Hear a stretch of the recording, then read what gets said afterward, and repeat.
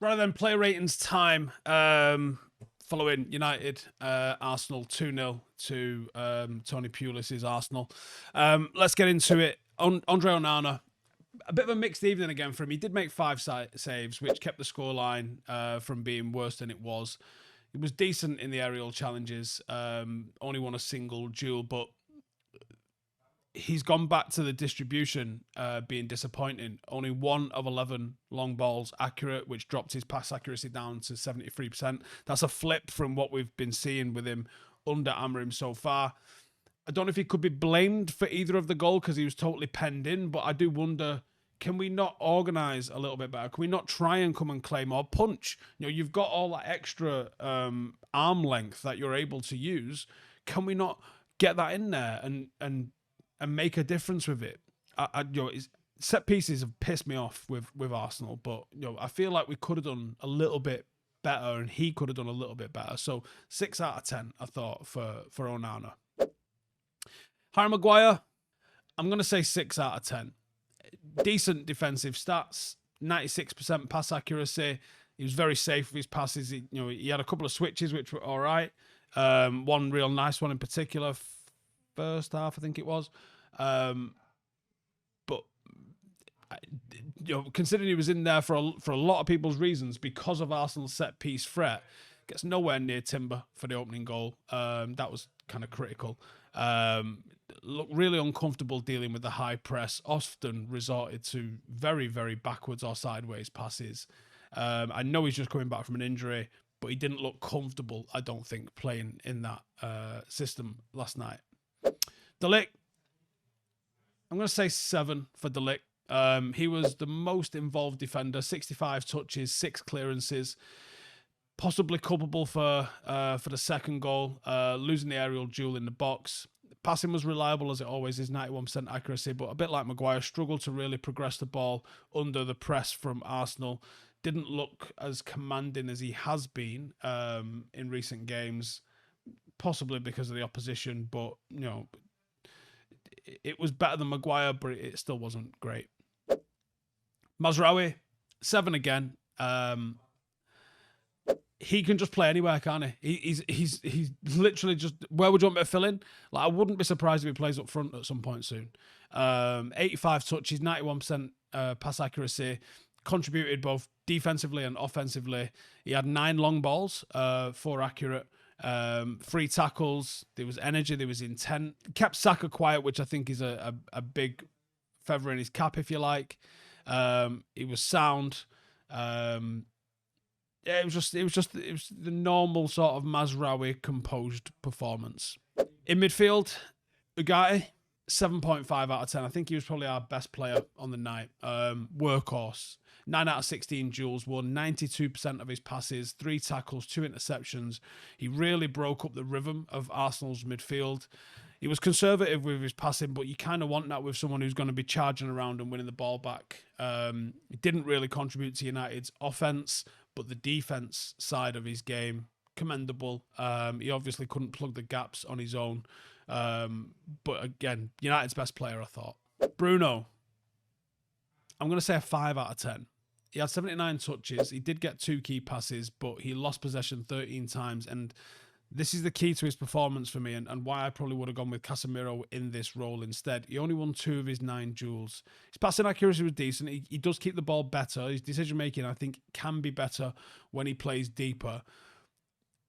But you've got to do better in your one-to-ones. As a captain, you want to see your captain, putting his stamp on stuff, not winning 2 out of 11. A little bit more composure in some key moments. He might have contributed to us being a little bit more effective in the final third, but United struggled, and we struggled because I think he struggled a little bit as well. Delo, 5.5. This hybrid role that he's sort of in midfield and as a wing back is having mixed results. He got 3 tackles, 38 out of 44 passes. There was 2 decent long balls in there, but his positional play, especially on the transition, was not there, I don't think.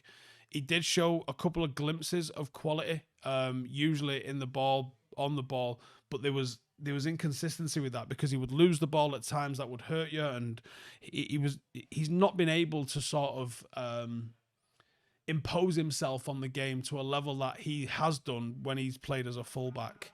I don't know if he's just learning the role a little bit more or what, but he's been disappointing under Amorim, and he's in a poor vein of form at the moment. It highlights the need for someone to come in and be a left wing back for us, even though obviously he played both left and right last night, and the one who started Malacia. So I think Malacia, it's a 6, right, with Malacia, because it wasn't better than that. But I think the expectation was that he was going to be so low. So I think some people are going to rate him higher than he was because our expectation was he's going to be a weakness, not having looked great since he's come back and obviously being out for so long. Defensively, just one tackle.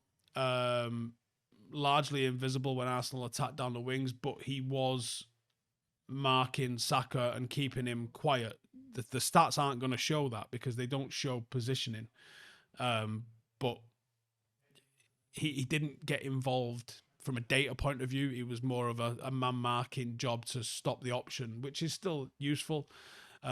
Offensively, there was nothing. There was nothing he did offensively. 95% pass accuracy with the ball, but he didn't contribute offensively to us, which he probably wasn't in the team to do because it was more of a 5 than a 3, I think. Forwards, Garnacho, I'm going to say 6 out of 10. He tried. He had 2 successful dribbles, 94% pass accuracy. You can see that he's trying to make better decisions with the ball. He did win 6 out of his 9 duels, completed 1 cross, but lack of end products means it can only be a 6. His effort wasn't really matched by any of those around him, and he looked a little isolated at times, I think it would be fair to say. Rasmus Højlund, he's miles off it in terms of the duels. There were some intelligent runs. United's lack of ability to hold the ball higher up in the pitch and penetrate into the final third hurt him a little bit. He only had 20 touches, come away with no shots again. That reflects the broader failure of United's attack to provide opportunities for the striker, but it also showed how Saliba got the better of him in the game. And he's got to do better than that. Especially when Gabriel's out, you want to try and pick on the weaker centre-half who's not first choice, and he failed to exploit that. So 5 out of 10, I think, for Højlund. Mason Mount, I think it's a 5 as well for Mason Mount. I thought ineffective. 15 touches. Yes, he ran around and tried to press. Wasn't successful really in doing that sort of stuff. It was on stats, it was almost like he didn't play. He didn't really attempt anything. And then subs-wise, Diallo came on. Obviously, there was a couple of dribbles that he had, but he couldn't really do anything because he was asked to defend more than he was to attack. And he stuck Old Martinelli quite nice, but he couldn't get on the ball and impact the game. 5 out of 10. Rashford, 4 out of 10. It was a non-existent performance from him. 22 touches, didn't get a shot on target, won none of his duels, failed to beat any of Arsenal's defenders. It's just, it was a poor showing from him. He looks far from the player that United have relied on in the past at the moment. Anthony, 4. Got 6 touches, got a shot. Poor. Yeah. In terms of the gaffer, I've got to say 5. I was thinking 6 because I think from open play, United competed and we didn't really look troubled. We looked coached and we looked like we knew what we were going to do, and that's a massive plus for Amorim. But set pieces is coaching. Okay, he probably didn't and couldn't dedicate a large portion of time towards dealing with set pieces because there's so much else in the game that needs to be discussed with these players, with him having, literally a couple of weeks with us. But we've got to come up with a way of dealing with that. It's bullshit, isn't it? He's got a hell of a job on his hands. But every game I think he learns, and every game he comes away maybe a little bit surer of what he's trying to do and who he can trust and who he can't.